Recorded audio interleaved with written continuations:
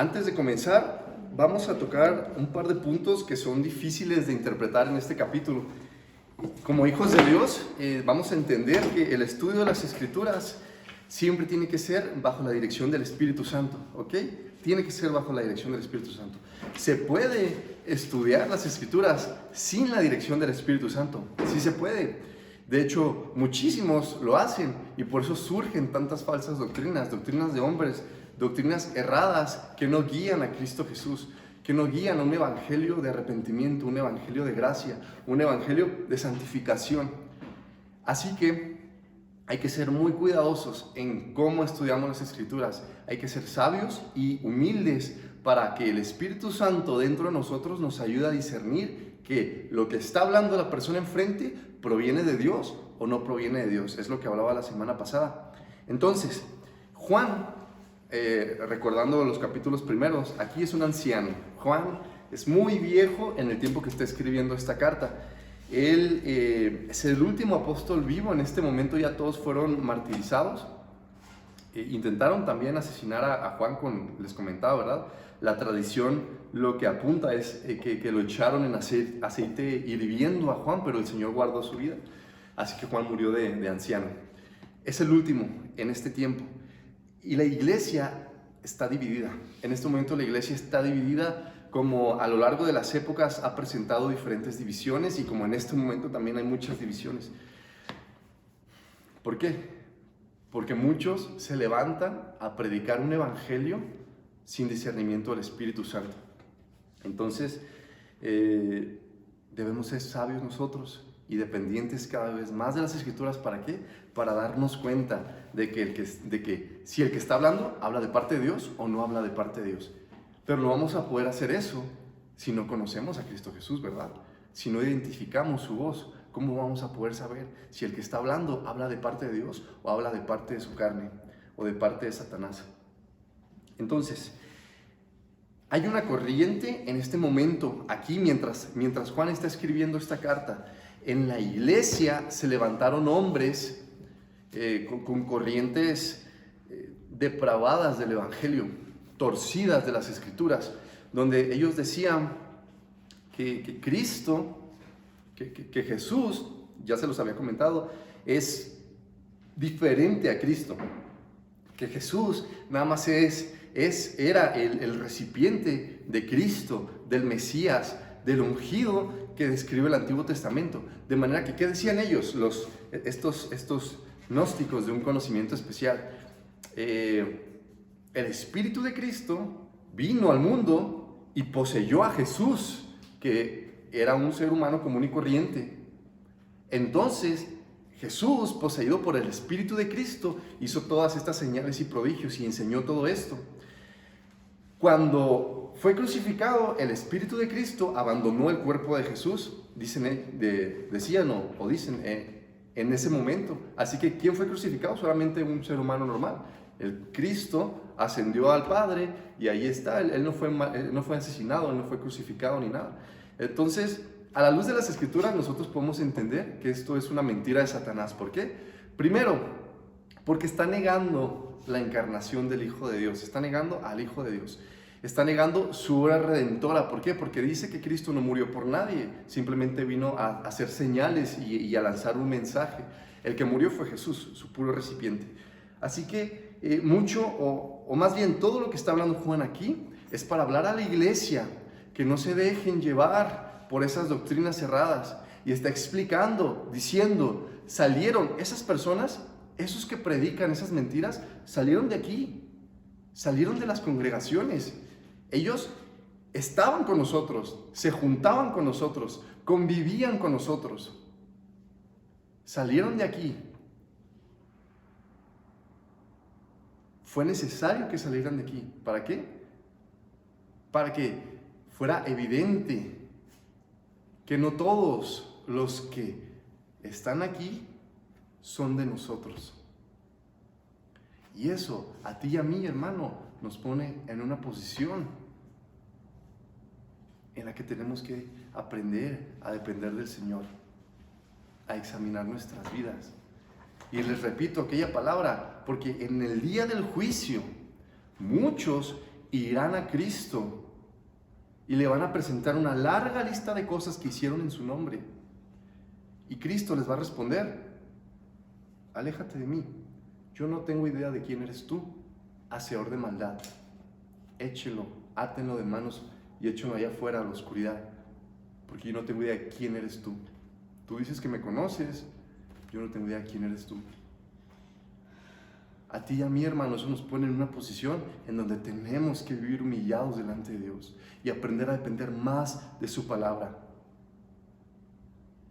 Ahora vamos a comenzar con el versículo 1 nada más. Pero primero te hago esta pregunta, igual que todas las semanas pasadas. ¿Ya conoces a Cristo Jesús? ¿Ya conoces a Cristo Jesús? ¿O solamente has escuchado de Él? ¿Ya conoces a Cristo Jesús? Vamos a empezar. Versículo 1. Todo aquel que cree que Jesús es el Cristo es nacido de Dios. Y todo aquel que ama al que engendró, ama también al que ha sido engendrado por Él. Pero ¿quién es el Cristo? ¿Quién es Jesús? Vamos, ¿cómo voy a decir yo que conozco a una persona si no tengo la menor idea de quién es esa persona? ¿Cómo voy a decir yo, no, que conozco a Javi y voy con las demás personas y digo, oye, no, pues que Javi es bien chido y no sé qué? Pero nunca he platicado con él, nunca lo he visto en persona, es más, solamente lo conozco por redes sociales. Y lo que hablo es lo que yo he visto en sus redes sociales, ¿no? Pero más allá yo no conozco cómo es Javi, yo no conozco cómo se porta con su mamá, yo no conozco cómo se porta con sus amigos, yo no conozco cómo se porta en la escuela, en el trabajo. Yo no tengo idea de quién es él. ¿Cómo puedo decir que lo conozco? Es exactamente lo mismo con nosotros hacia Cristo Jesús. ¿Conoces a Cristo Jesús? ¿Conozco a Cristo Jesús? Para eso vamos a ver algunos pasajes, ¿ok? Es importante que lo veamos. ¿Por qué? Porque no podemos nosotros tener identidad en Cristo Jesús si no sabemos quién es Cristo Jesús. ¿Sobre qué está nuestra identidad si no conocemos quién es Cristo Jesús? Sobre arena. El primer pasaje que quiero que veamos es Génesis 3, versículo 15. Dice: y pondré enemistad entre ti y la mujer, y entre tu simiente y la simiente suya. Esta te herirá en la cabeza, y tú le herirás en el calcañar o en el talón. ¿Qué está pasando aquí? Aquí el hombre acaba de pecar. La serpiente engañó a la mujer, torció la palabra de Dios para que fuera a comer del árbol de la ciencia del bien y del mal. La engañó y luego ella fue y convenció a su esposo para que también comiera de ese fruto. Acaba de pecar. Dios ya vino y se dio cuenta que ellos están expuestos al pecado, que ellos sienten vergüenza porque están desnudos. Entonces, desde el principio, desde el momento en que el hombre falla, desde antes de eso, ya el Señor tenía previsto todo esto y ya estaba dando la salida de todo. Desde el principio, capítulo 3, versículo 15, diciendo el Señor: y pondré enemistad entre ti y la mujer, le está diciendo Satanás a la serpiente, y entre tu simiente y la simiente suya. Esta te herirá en la cabeza y tú le herirás en el talón. Está hablando de Cristo Jesús. Está hablando de nuestra salvación.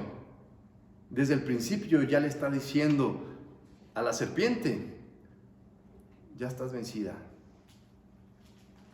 Y de los humanos también ya me encargué. Génesis capítulo 12.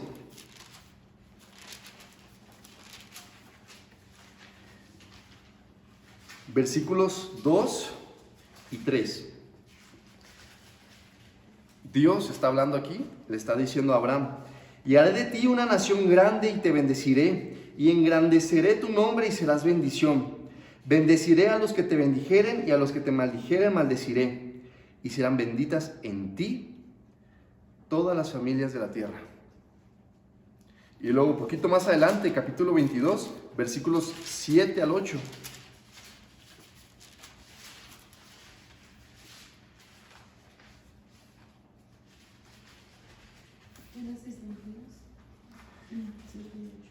Dios le está diciendo a Abraham, en ti serán benditas todas las naciones. Dios le está diciendo a Abraham, en tu simiente serán benditas todas las naciones. Aquí la palabra simiente se refiere a uno. ¿Quién es ese uno, hermanos? Es Cristo Jesús. ¿Qué es el propósito de estar viendo estos versículos? Que veamos a Cristo Jesús en el Antiguo Testamento. Le explicaba a un hermano con quien estaba hablando el otro día, y también lo explicaba en el capítulo anterior. Nosotros fuimos criados como gentiles. No nos enseñaron a amar la Torá, no nos enseñaron a amar la historia bíblica. A lo mejor muchos la conocimos desde niños, pero ciertamente era historia. No teníamos nosotros parte en esa historia, la historia de Israel. Israel, el país que está allá, muy lejos. Esto es México, es punto y aparte. Entonces, a lo mejor muchos llegamos a conocer esto desde muy jóvenes, desde muy pequeños, pero pues, ¿qué relación teníamos nosotros con esto, no? Entonces, ¿qué pasa cuando viene Cristo Jesús y después Él asciende y después los apóstoles están enseñando que todo aquel que confiese que Jesús es el Hijo de Dios, es el Cristo, es el Mesías, es nacido de Dios? Y vienen y nos predican eso a los mexicanos, que no tenemos idea de qué se trata el Antiguo Testamento. Ya, qué chido, sí, pues Jesús es el Hijo de Dios. Yo lo acepto, yo lo creo. Pero luego no tenemos idea de quién es ese Cristo, qué significa que Jesús sea el Cristo, que Jesús sea el Mesías, que Jesús sea el ungido de Dios. En ese capítulo 22, versículos 7 al 8 dice: entonces habló Isaac a Abraham su padre y dijo: Padre mío. Y él respondió: heme aquí mi hijo. Y él dijo: he aquí el fuego y la leña, mas ¿dónde está el cordero para el holocausto? Acuérdense que aquí Dios le ordenó a Abraham sacrificar a su hijo Isaac, el que había deseado por casi 100 años. Y una vez que se lo concedió, Dios le estaba diciendo a Abraham: Abraham, sacrifica a tu hijo. Dios estaba probando el corazón de Abraham.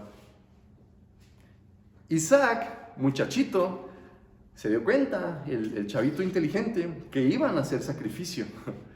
Estaban subiendo a la montaña, estaba su papá viejito, ¿no? Llevando ahí todo el material para el sacrificio.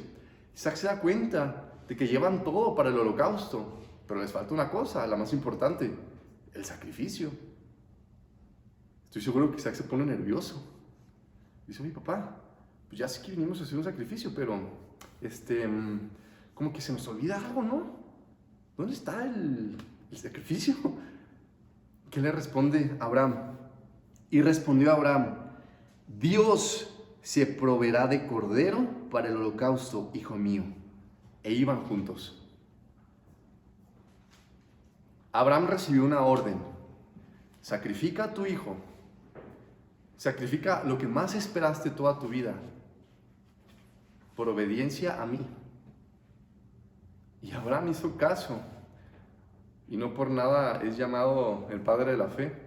Mientras iban caminando a sacrificar a su hijo, Abraham iba con los ojos puestos en el cielo.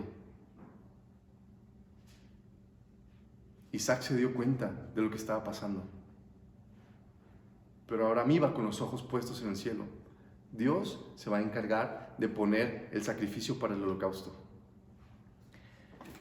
Sin darse cuenta, también estaba hablando de forma profética para lo que iba a pasar después. Cristo Jesús como nuestro sacrificio. Dios se va a encargar del sacrificio.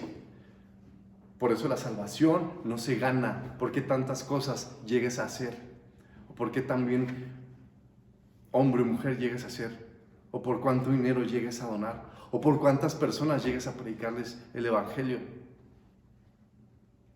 Porque ni tú ni yo nos podemos encargar del sacrificio. De eso se encargó Dios. Versículo 18 en ese mismo capítulo. En tu simiente serán benditas todas las naciones de la tierra, por cuanto obedeciste a mi voz. Ahí está diciéndole otra vez, yo me voy a encargar de la humanidad. En tu simiente serán benditas todas las naciones. Está hablando de Cristo, en la simiente de Abraham. Para los que no sepan, Jesús en la sangre, porque nació de María, es descendiente sanguíneo de Abraham.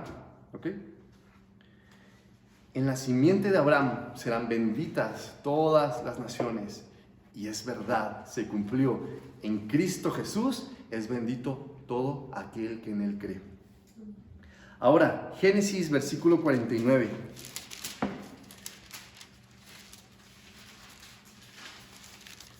Perdón, capítulo 49, versículos 9 al 10. Dice,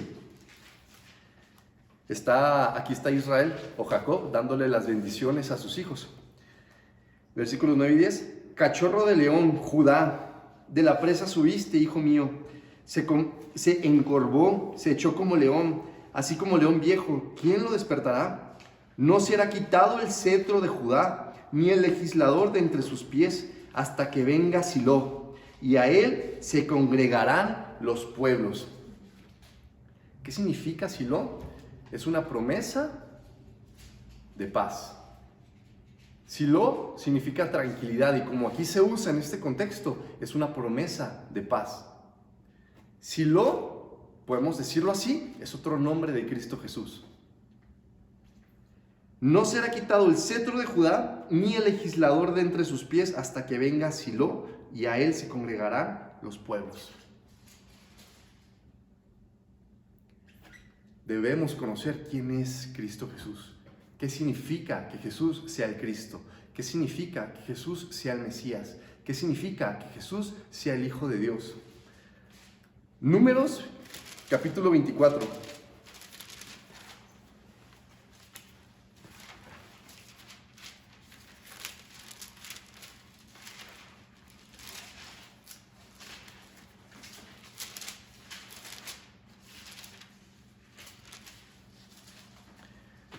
Versículos 17 al 19. ¿Sí? Dice, lo veré, mas no ahora. Lo miraré, mas no de cerca.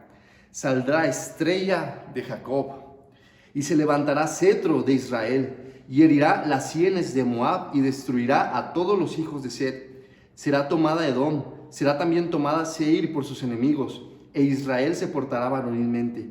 De Jacob saldrá el dominador, y destruirá lo que quedare de la ciudad. Saldrá estrella. ¿Qué significa aquí la palabra estrella?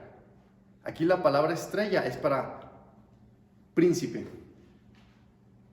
es para principado, es para alguien que tiene autoridad. ¿Verdad que Dios desde mucho tiempo atrás estaba enseñando que Él proveería a alguien? Jesús no llegó de buenas a primeras con Mateo en el Nuevo Testamento, así nomás apareciéndose, ¡puf! Dios anunció a Cristo desde Génesis.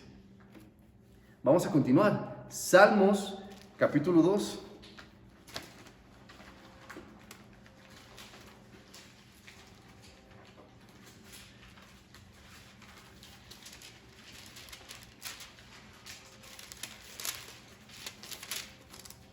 Versículos 7 al 12.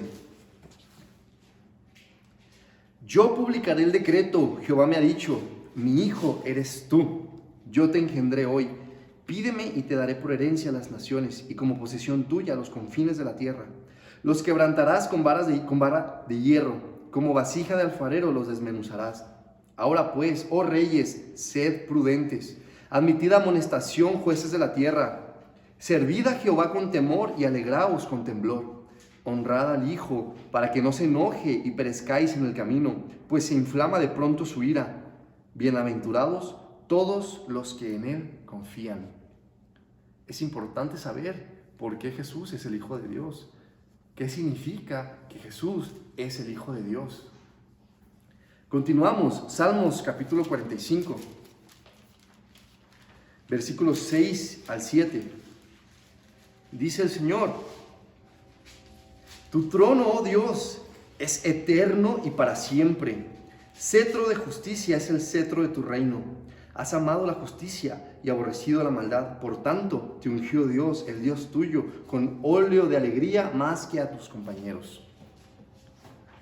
Y no solamente está diciendo, yo les voy a poner el sacrificio. Nos está enseñando de la divinidad de Jesús, de su eternidad, de su carácter, desde mucho antes de que Él viniera. Mucho antes de que Cristo viniera, ya estaba bien descrito su ministerio y su persona en el Antiguo Testamento. Salmos capítulo 110, versículo 4. Esto es importante, hermanos, muy importante.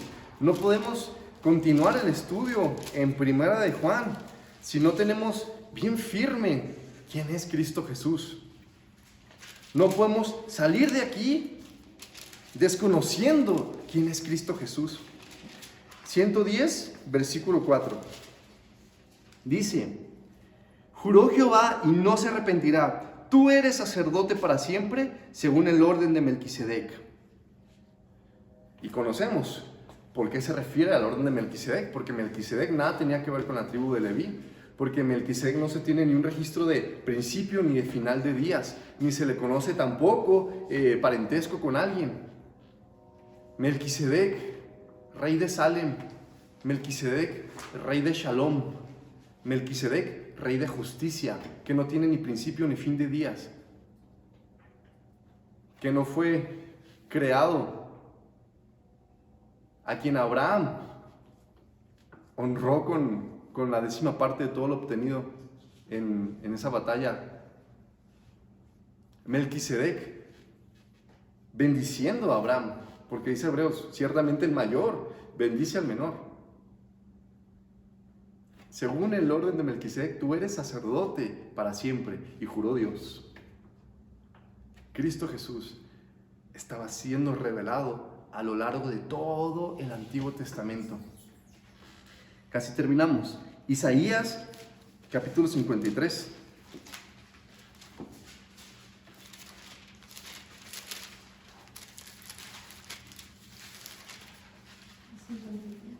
Capítulo 53, versículos 1 al 12.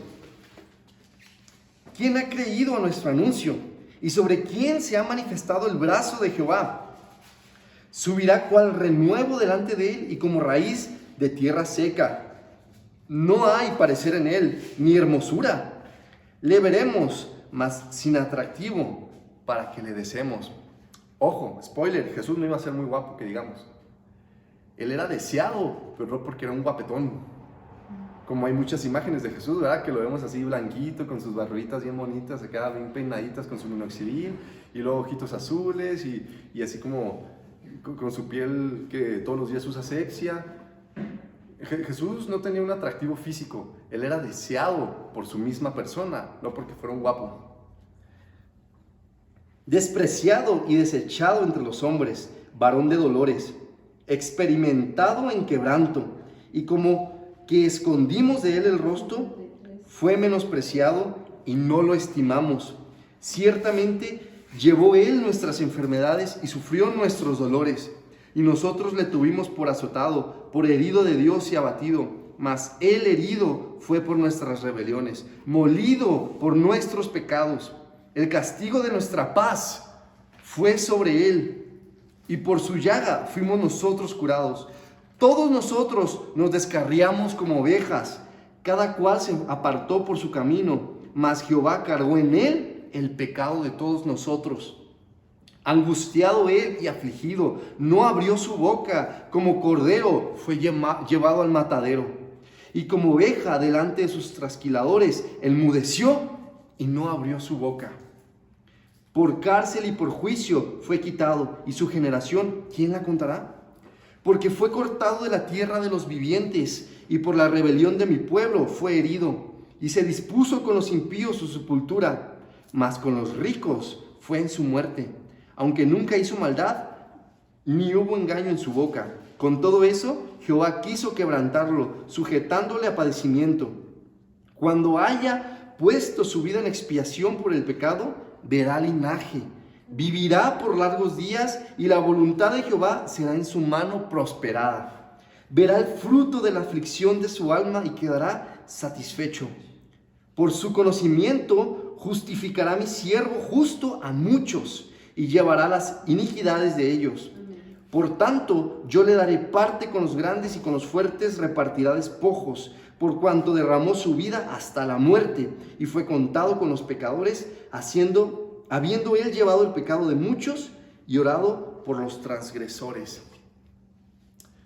Muchas veces somos más expertos en el Nuevo Testamento que en el Antiguo, ¿verdad? Pero ustedes díganme, esto está describiendo a Jesús, ¿no?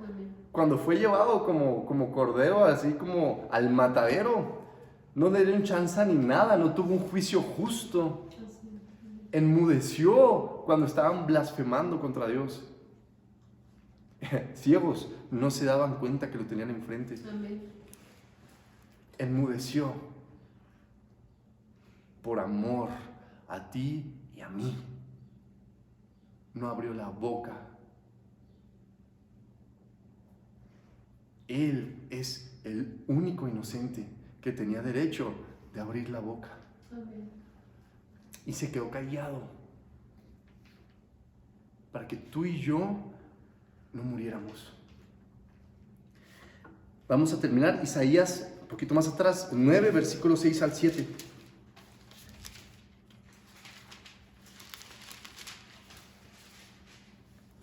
Dice: porque un niño nos es nacido, hijo nos es dado, y el principado sobre su hombro, y se llamará su nombre: admirable, consejero, Dios fuerte, Padre eterno, príncipe de paz. Lo dilatado de su imperio y la paz no tendrán límite sobre el trono de David y sobre su reino, disponiéndolo y confirmándolo en juicio y en justicia desde ahora y para siempre. El celo de Jehová de los ejércitos hará esto. Ese es Cristo Jesús, el Hijo de Dios, el Mesías, el ungido, el Cristo.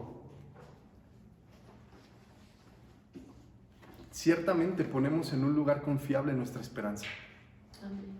En el más confiable de todos. ¿Cómo creer en quien no tienes idea quién es? ¿Cómo confiar en alguien desconocido? ¿Cómo descansar en su poder si no sabemos de dónde proviene y qué es lo que ha hecho? ¿Cómo vamos a dejar de sentirnos condenados cuando pecamos si no sabemos que Él es tan poderoso para perdonarnos? Pero cuando Él se revela en nuestras vidas, hermanos, no hay condenación para los que están en Cristo Jesús. Amén. ¿Qué significa eso? Que los que están en Cristo Jesús saben quién es Cristo Jesús. Dios salvando al pecador. Amén. Pero todo aquel que cree que Jesús es de quien se habla en todas las profecías del Antiguo Testamento, nosotros vimos algunas, hay muchísimas más.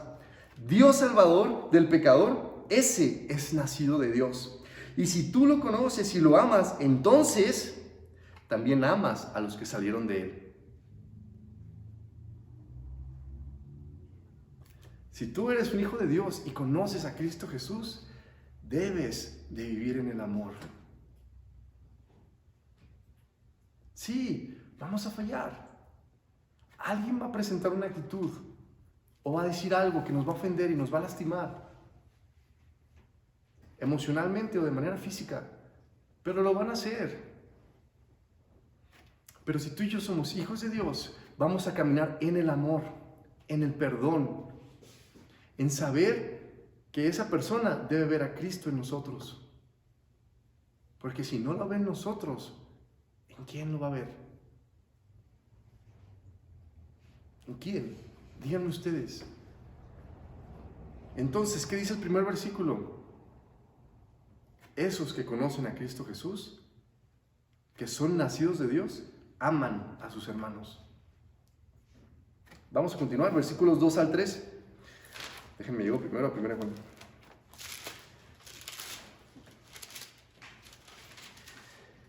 Versículos 2 al 3. En esto conocemos que amamos a los hijos de Dios, cuando amamos a Dios y guardamos sus mandamientos. Pues este es el amor a Dios, que guardemos sus mandamientos. ¿Y qué dice al final? Y sus mandamientos no son gravosos. Sus mandamientos no son una carga pesada. Sus mandamientos no son difíciles de estar llevando. El amor de Dios en nosotros no se refleja cuando siempre estamos sonriendo y abrazando a los demás. Cuando somos esa gente de actitud bonachona, ¿no? Que le cae bien a todo el mundo. ¡Ay, ¿cómo estás, hermano? ¡Bendecido y victoria! El amor de Dios no se manifiesta cuando tienes actitudes así. Tiene que ver, ¿verdad? No vas a ser ¿cómo se dice? Un cara pálida que estás ahí así como si estuvieras oliendo o probando un limón todo el tiempo así. Por supuesto que cuando conoces a Cristo Jesús y el gozo se ha manifestado en tu vida, sabes quién eres en Él porque lo conoces a Él. De manera que tu actitud tiene que cambiar hacia las demás personas. Pero bueno, no se refleja cuando siempre estamos sonriendo y abrazando a los demás, sino cuando obedecemos sus mandamientos. ¿Acaso será la Torá los mandamientos a los que se refiere esto? No. Tú y yo no vamos a vivir para siempre por obedecer la Torá. Tú y yo no vamos a ser salvados por no mentir, por no robar, por no fornicar, por no adulterar, por no envidiar, por no codiciar lo que no es nuestro, por no ir a la iglesia, por haber idolatrado. ¿Verdad? Tú has quebrantado esos mandamientos. Yo he quebrantado esos mandamientos. Tú y yo no vamos a vivir para siempre con el Señor por haber hecho o no haber hecho. Solamente por Cristo Jesús. Vamos a continuar entonces. La respuesta es un rotundo no. Sino a la perfecta ley, la ley del amor. Amor a Dios sobre todas las cosas y a los hermanos. Eso es lo que hemos estado viendo los primeros 4 capítulos. Se menciona constantemente que la infracción a la ley es pecado y que los hijos de Dios obedecen los mandamientos del Señor. Pero y luego estudiamos en estos capítulos cuáles son esos mandamientos entonces. No mentir, no robar, no matar, no fornicar, no adulterar, santificar las fiestas, el día del Señor. Tú y yo los quebrantamos bien seguidos. La ley del amor. Amar a Dios sobre todas las cosas. Hermanos, esto es lo más importante. Esto va contra la idolatría.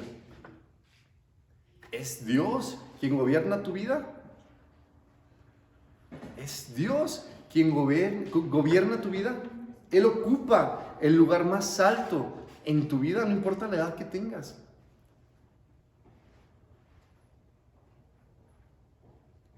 Si no es así, hermanos, la misericordia de Dios nos llama al arrepentimiento, a humillarnos delante de Él.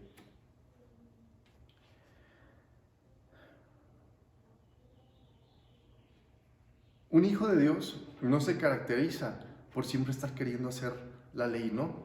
Y estar obligando de cierta manera a otros a obedecer la ley. Y por la ley me refiero a la Torá. Un hijo de Dios se caracteriza por caminar en el amor. Porque siendo Dios el que reina en sus corazones, el Espíritu Santo guía a esa persona, transforma a esa persona, dirige a esa persona a caminar en amor. Así que cuando alguien viene a ofenderme a mí, como Dios reina en mi corazón, a través del poder del Espíritu Santo, puedo perdonar a esa persona. Puedo perdonar a esa persona, incluso aunque esa persona no venga a pedirme perdón.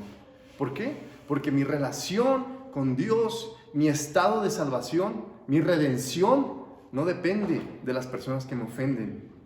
Depende exclusivamente de Cristo y de mí. Versículos 4 al 5.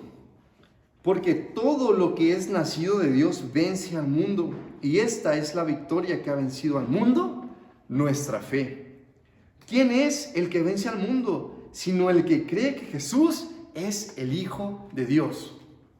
Solo por creer. Solamente por creer. Solamente por confiarle tu vida entera. Si tú ya conoces a Jesús, eres vencedor por Cristo, porque Él ya venció por ti. El mundo nos odia porque no conoce a Jesucristo, y aunque procura tu muerte y la mía, la victoria está sobre nosotros, pues aún la muerte fue derrotada por aquel que vive. El mundo detesta a Cristo Jesús, porque Cristo Jesús les dice que un hijo de Dios debe vivir en arrepentimiento, en santificación, amando a sus semejantes, amando a Dios sobre todas las cosas. Pero ¿sabes qué? La carne no quiere amar a Dios sobre todas las cosas. La carne quiere de todo menos de Dios. Incluso por temor a la muerte, la carne puede desear la vida eterna también. Puede desear no perecer, no ser juzgado, no recibir la ira de Dios. Quiere eso, pero no quiere esa relación con Cristo. No le interesa orar, no le interesa leer las Escrituras, meditar en las Escrituras, congregarse con los hermanos. No le interesa morir a su carne todos los días. Versículo 6. Este es Jesucristo, que vino mediante agua y sangre, no mediante agua solamente, sino mediante agua y sangre. Y el Espíritu es el que da testimonio, porque el Espíritu es la verdad. Bien, el agua, aquí en este ejemplo que estamos leyendo, el versículo, puede referirse al vientre, puede referirse a la humanidad de Cristo Jesús, ¿no? Las aguas del vientre. Muchos o algunos le dan la interpretación que se refiere a cuando Jesús fue clavado con esa lanza, ¿no? Cuando ya estaba muerto, que de su costado salió agua y salió sangre. Pero por el contexto que nosotros estamos leyendo aquí, no podría significar eso. ¿Por qué? Porque está hablando de algo que pasó. Jesucristo, que vino pasado, algo que ya sucedió, mediante agua y sangre. Él vino mediante agua y sangre. Entonces, esa interpretación puede ser tal vez la más equivocada.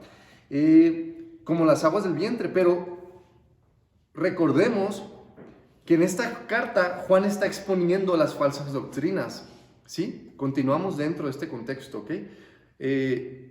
¿Por qué? Porque yo antes, hablo por mí, he leído estos versículos y es como, pues, ¿qué significará esto, no? ¿Qué significa que Jesús vino en el agua y en la sangre? ¿Por qué Juan está diciendo esto así como que de repente? Hay un contexto para esta carta. Hay división en la iglesia. Muchos están negando la divinidad de Jesús.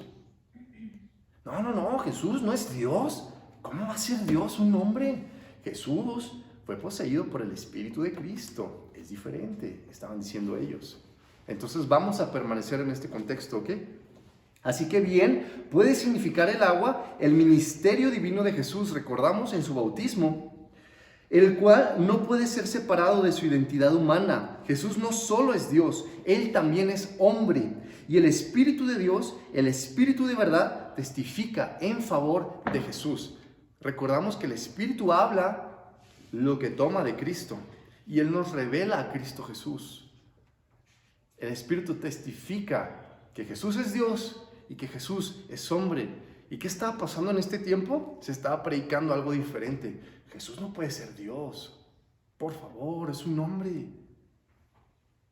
Eso estaba pasando en este tiempo. Entonces, creo que una interpretación más acertada es si nos apegamos al contexto, ¿ok? El versículo 7 que dice, ¿por qué? Porque tres son los que dan testimonio en el cielo, el Padre, el Verbo y el Espíritu Santo. Y estos tres son uno. Miren, este versículo no se presenta en los textos originales más antiguos, ¿ok? Este versículo, según los estudiosos, parece que fue añadido siglos después. Así que como no se encuentra en los textos originales, bueno, no originales pues, porque es muy difícil encontrar textos originales, en las copias más cercanas a la época en la que fue escrita esta carta, entonces de cierta manera se puede descartar que Juan es el que escribió este versículo, sino tal vez un hermano puede ser, no estoy afirmando nada, porque pues, nosotros no tenemos aquí, no, sí, aquí Juan escribió esto, miren, aquí lo tengo, ¿ok? Estamos a muchos años de distancia de lo que sucedió. Para reforzar, ¿no?, la doctrina de la Trinidad, hay que aclarar este tipo de cosas para nuestro conocimiento. Aunque no haya, o posiblemente sí, escrito Juan este versículo, esto no va en contra de la doctrina de la Trinidad, para nada. El Espíritu Santo es una persona y el Espíritu Santo es Dios. Jesús es una persona, es hombre y también es Dios. Y el Padre es una persona y es Dios. Y los tres son personas diferentes. Y los vemos en la Escritura actuar al mismo tiempo, siendo personas diferentes. Y la más conocida de todas es en el bautismo de Cristo Jesús. Mientras el Padre hablaba, el Espíritu Santo descendía y ahí estaba siendo Cristo Jesús bautizado. O en el principio. Así que esto nada más como un dato, ¿ok? En caso de que Juan sí lo haya escrito, pues más claro ni el agua, ¿no? Testigos, tres hay en el cielo, el Padre, el Verbo y el Espíritu Santo. El Padre, Cristo que es el Verbo, la palabra, y el Espíritu Santo. Versículos 8 a 9. Y tres son los que dan testimonio en la tierra: el Espíritu, el agua y la sangre. Estos tres concuerdan. Si recibimos el testimonio de los hombres, mayor es el testimonio de Dios, porque este es el testimonio con que Dios ha testificado acerca de su Hijo. Aquí en la tierra dan testimonio el Espíritu, el agua y la sangre, y no hay contradicción entre ellos. Estos testigos señalan a Jesucristo como el Hijo de Dios. Tenemos testimonio en la tierra y los tres señalan a Cristo Jesús como el Hijo de Dios. Dios hecho carne murió por ti y por mí. Y el Espíritu siempre respalda esto. Es lo que revela todo el tiempo. Así que, viendo esto desde el contexto, aquí Juan está atacando esa doctrina falsa que se está viralizando dentro de la iglesia, donde muchos decían: Jesús no es Dios. Jesús es Dios y es hombre al mismo tiempo. Vamos a continuar. Versículos 10 al 12. El que cree en el Hijo de Dios tiene el testimonio en sí mismo. El que no cree a Dios le ha hecho mentiroso, porque no ha creído en el testimonio que Dios ha dado acerca de su Hijo. Y este es el testimonio, que Dios nos ha dado vida eterna, y esta vida está en su Hijo. El que tiene al Hijo tiene la vida, el que no tiene al Hijo de Dios no tiene la vida. Aquel que cree en el Hijo de Dios ha recibido la verdad que proviene de Dios y ha pasado de muerte a vida eterna. Así que si tú conoces al Hijo, el Padre invisible se ha hecho visible completamente a tu vida. Si no conoces a Jesús, estás roto, estás perdido, necesitas conocer su identidad y dejarte descansar en Él. Y lo hablaba con un hermano el día de ayer, es tan fácil y tan difícil el Evangelio, la salvación.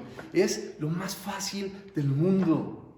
No hay nada más fácil que la salvación. ¿Por qué? Porque tú no tienes que hacer nada. Y al mismo tiempo es lo más difícil. ¿Por qué? Porque es un don de Dios.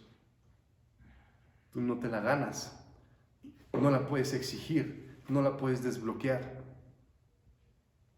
Dios soberano decide. No es del que quiere ni el que corre, no es del que se esfuerza mucho. Que si hay vasos de honra y hay vasos de deshonra, gloria a Dios. Es para que su nombre sea exaltado. Versículo 13. Estas cosas os he escrito a vosotros que creéis en el nombre del Hijo de Dios, para que sepáis que tenéis vida eterna y para que creáis en el nombre del Hijo de Dios. El trabajo de la iglesia entonces es confirmar de manera continua nuestra fe en Jesucristo. No hay otro. Yo no estoy aquí para condenarte. Yo no estoy aquí para decirte un montón de cosas acerca de tu vida, acerca de si te vas a ir al infierno o no te vas a ir al infierno, sino para darme todo a ti, a tu vida, para desvivirme con tal que tú conozcas y confíes en aquel que es sobre todo y sobre todos. Ese es el trabajo de la iglesia, edificarnos los unos a los otros, para que entre los unos y los otros testifiquemos a Cristo, para que conozcas a Cristo a través de mi vida, para que conozcas a Cristo a través de mi vida, para que yo conozca a Cristo a través de tu vida. Versículo 14 al 15. Y esta es la confianza que tenemos en Él, que si pedimos alguna cosa conforme a su voluntad, Él nos oye. Y si sabemos que Él nos oye en cualquier cosa que pidamos, sabemos que tenemos las peticiones que le hayamos hecho. Cuando nuestros corazones están alineados a la voluntad de Dios, al mismo corazón de Dios, nuestros deseos y peticiones se convierten en lo que Dios desea para nosotros. ¿A qué me refiero con esto? Dios no es el genio de la lámpara mágica. Dios no es un... ¿Cómo se llaman estos? Un padrino mágico. Dios no es un ente que está ahí en el universo escuchando tus peticiones para cumplirlas. Pero es que mira, aquí dice, esta carta está dirigida a los hijos de Dios. Un hijo de Dios, en la medida en que va madurando en su conocimiento de Cristo Jesús, en esa misma medida va deseando lo que Dios desea. Es que yo le quiero pedir al Señor un carro nuevo. Yo le quiero pedir al Señor una casa nueva. Viajes, amén, hermanos. ¿Quieren bendiciones? Vayan y dejen su dinero. ¿Quieren que el Señor esté en sus vidas? Vayan y dejen su dinero. Donen su carro, donen su casa, donen sus bienes. Van a recibir mucho del Señor. En la medida en la que maduramos en nuestro conocimiento de Cristo Jesús, en esa misma medida, nuestros corazones se alinean a su voluntad. Así que, ¿qué pasa? Cuando nosotros pedimos algo, pedimos que se haga su voluntad. Y Él nos oye, porque estamos alineados a su voluntad. Y dice, yo te escucho. Al justo lo escucho. Y obro en favor de ese justo. ¿Quién es justo en la tierra? Si sabemos que todos somos pecadores. Solamente aquel que viene a confiar en Cristo Jesús y es revestido de Él justo. Así que me ha gustado dejar claro que Dios no es un genio de la lámpara mágica. Dios quiere bendecirnos, quiere vida abundante para nosotros, eso es verdad. Dios quiere vida abundante para nosotros, sí. Pero esa vida abundante no es aquí en la tierra. Está hablando de la eternidad. Está hablando de lo que todavía no se ha manifestado, el reino de Dios, que está por venir, que estamos a la vuelta de la esquina. Dios quiere vida abundante con Él para siempre. Versículo 16 al 17. Si alguno viere a su hermano cometer pecado que no sea de muerte, pedirá y Dios le dará vida. Esto es para los que cometen pecado que no sea de muerte. Hay pecado de muerte, por el cual yo no digo que se pida. Toda injusticia es pecado, pero hay pecado no de muerte. Este es un versículo difícil, ¿ok?, de interpretar, así que les voy a dar lo que he podido estudiar de otros hermanos, lo que he podido estudiar de estos versículos. Ustedes disciérnanlo a través de su comunión con el Espíritu Santo. Dejo en claro que este pasaje es difícil, ¿ok? Podemos bien aprender en 1 Corintios, capítulo 11, versículo 30 al 32, que hay hermanos que reciben disciplina tan grande de Dios que les quita la vida para que no sean condenados por el mundo. Hay que señalar una cosa de esto: apostasía.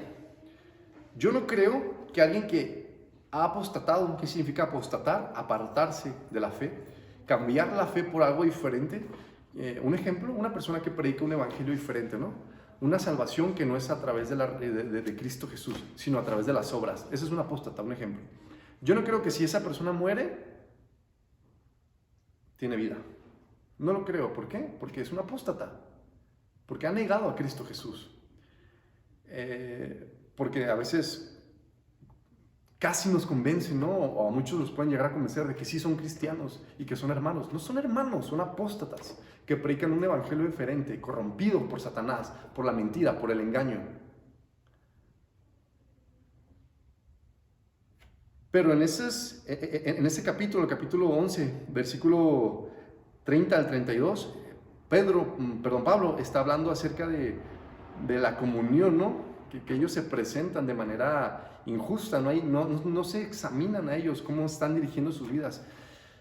Entonces, puede ser que estos hermanos no están apostatando de la fe, no están cambiando el evangelio, ¿no? Pero sus conductas están reflejando algo totalmente carece del amor de Dios para con los hermanos.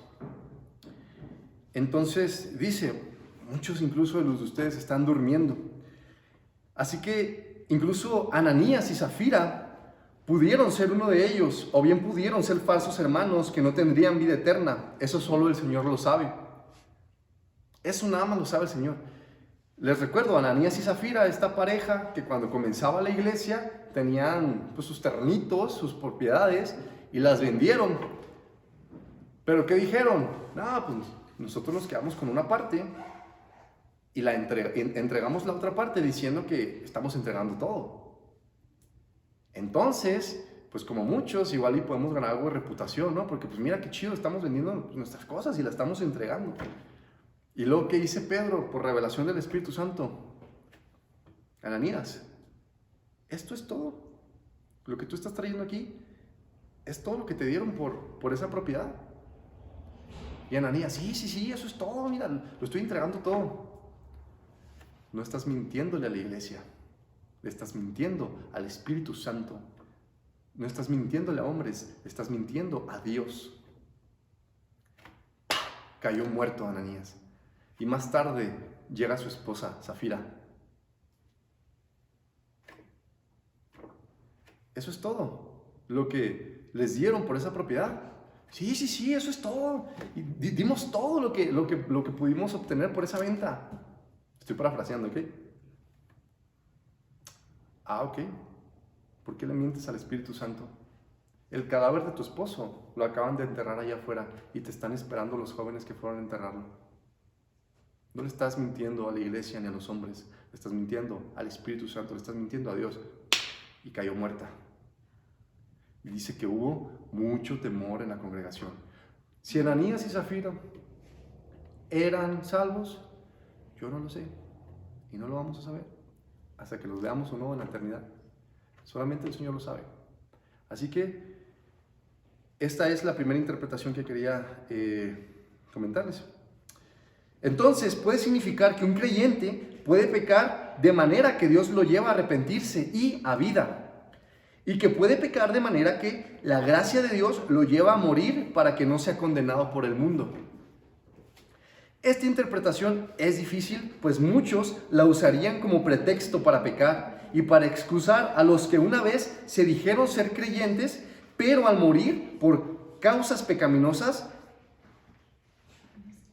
decirse de ellos que el Señor los llevó.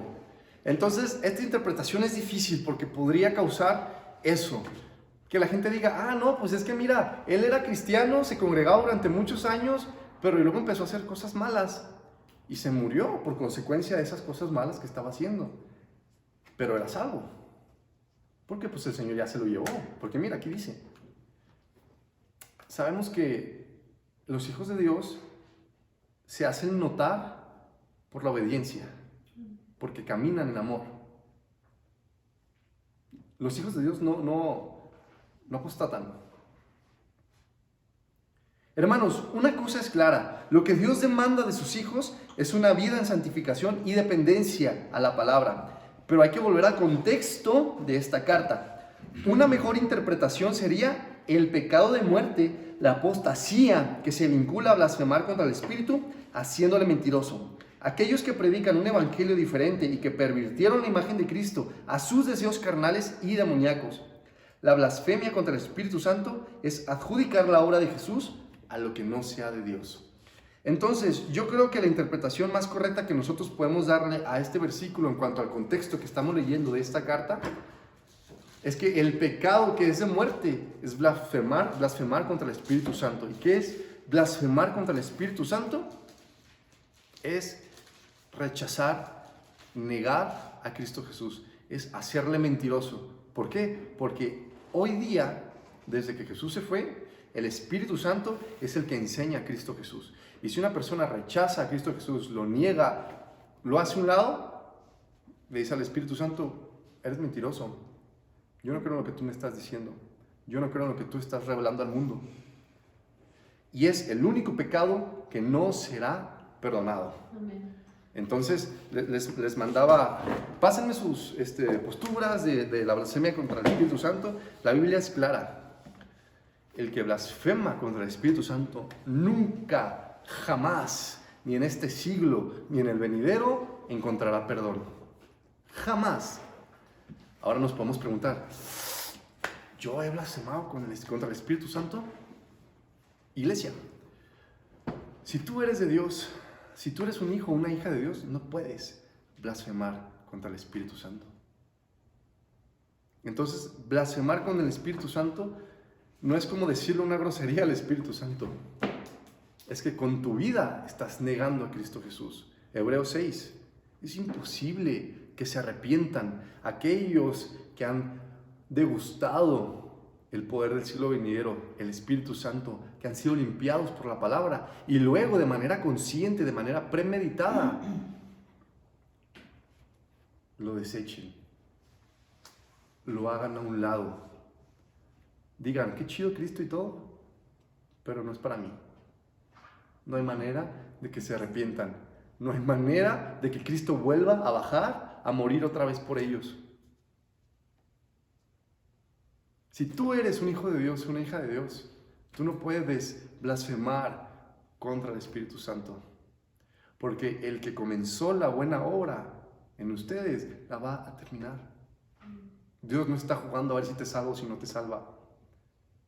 Dios no te dice un día, ay sí, hoy sí eres salvo porque creíste, y al siguiente día que pecaste, ay no, hoy no eres salvo porque pecaste. Dios no está jugando a nada. Él lo dio todo, no está jugando a nada.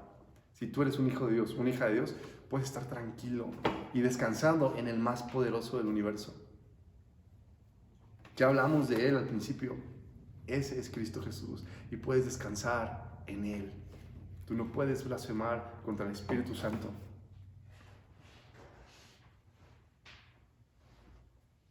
Examinémonos, hermanos, constantemente. Hay que arrepentirnos.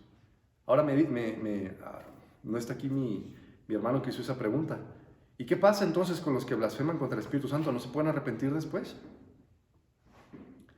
Nunca van a querer arrepentirse. Nunca van a querer arrepentirse. No va a estar en ellos el deseo de arrepentirse. Después, en un futuro, cuando estudiamos Apocalipsis, nos vamos a dar cuenta de que la humanidad va a vivir cosas horrendas, terribles, provenientes de la ira de Dios. Y aún así, no se van a arrepentir de sus pecados. Faraón vio cosas increíbles contra Egipto, su pueblo. 9 plagas antes de la última. Que yo me hubiera mudado de continente en cuanto hubiera visto la primera, si hubiera sido Faraón. 9 plagas. Y la última, la vida de los primogénitos. Y una tras otra, tras otra, tras otra, Faraón fue endureciendo y endureciendo y endureciendo y endureciendo su corazón. Y cuando su hijo lo mató el Señor, fue con todo su ejército tras Israel. Su corazón ya no era una piedra, su corazón era un diamante. Un diamante. Así que, hermanos, examinémonos. Si alguien blasfemia contra el Espíritu Santo, no hay ni un interés por arrepentirse. No hay el más mínimo interés. No le duele el pecado. No siente nada cuando peca. No le puede, no le pesa. El pecado es X para su vida. El Espíritu es el que trae convicción del pecado. Exactamente. Si rechazan al Espíritu, nada los convence de su pecado. Exactamente. Rechazar al Espíritu Santo es muerte espiritual. No hay nada que te saque de ahí. Solamente es el Señor y lo estás rechazando. Amén. Versículos 18 al 20. Sabemos que todo aquel que ha nacido de Dios no practica el pecado, pues aquel que fue engendrado por Dios le guarda, y el maligno no le toca. Sabemos que somos de Dios y el mundo entero está bajo el maligno. Pero sabemos que el Hijo de Dios ha venido y nos ha dado entendimiento para conocer al que es verdadero. Y estamos en el verdadero, en su Hijo Jesucristo. Este es el verdadero Dios y la vida eterna. Jesús guarda, hermanos, nuestra vida. Satanás no puede ya engañarnos para producir muerte en nosotros. Y aunque pasemos por la muerte física, viviremos, pues Jesús, quien es toda fuente de vida, nos levantará de nuevo para morar con Él para siempre. Hermanos, Satanás es padre de mentira, es el mayor experto en engañar. Pero una vez que estamos en Cristo Jesús guarda nuestras vidas. Él es el pastor que se encarga de guiarnos. Y créanme, ese pastor no pierde ni una de sus ovejas. No pierde ni una. ¿A poco crees que sí? Entonces, pues no es Dios. Pues qué chafa si se le van a andar perdiendo ahí de repente 2, 3, 4 de sus ovejas. Cristo no pierde ni una de sus ovejas. Así que una vez oveja de Dios, siempre oveja de Dios. Satanás ya no puede venir a engañarnos. A lo mejor puede venir a quitarnos la vida física. Eso sí, porque la simiente de la serpiente siempre estará enemistada con la simiente de la mujer, que está hablando de Cristo, pero nosotros en Cristo somos uno, somos su simiente también. Amén. Así que si Satanás viene y nos quita la vida, no hay nada que temer, porque en Cristo vivimos para siempre. Amén. Seremos levantados, resucitados en cuerpos de gloria para vivir con Él para siempre. Y todos aquellos que no creyeron, al final, ahí al último, van a ser resucitados, no en cuerpos de gloria.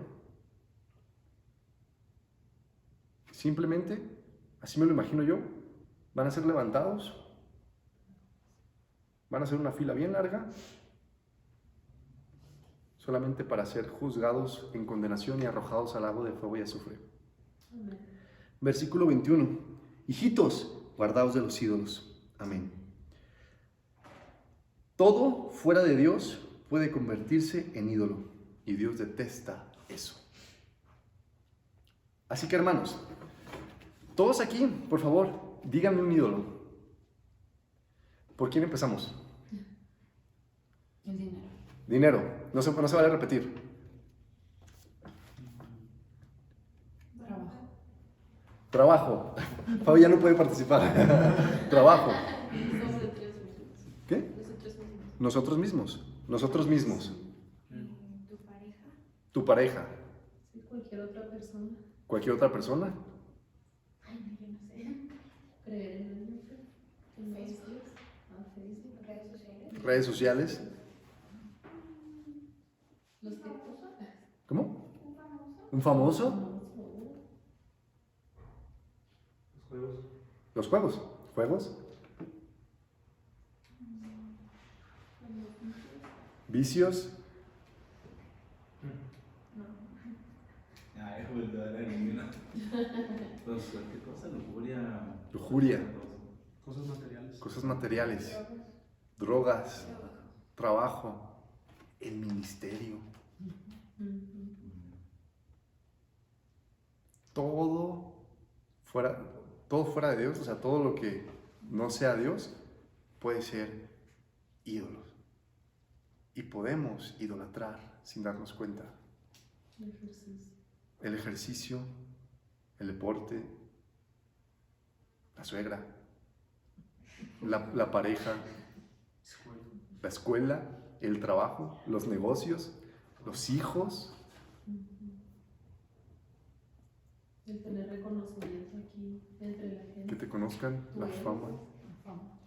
los padres. ¿Qué es más importante en tu vida?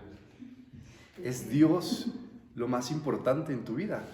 Aquí está Dios en tu corazón, arriba. Si es así, gloria a Dios.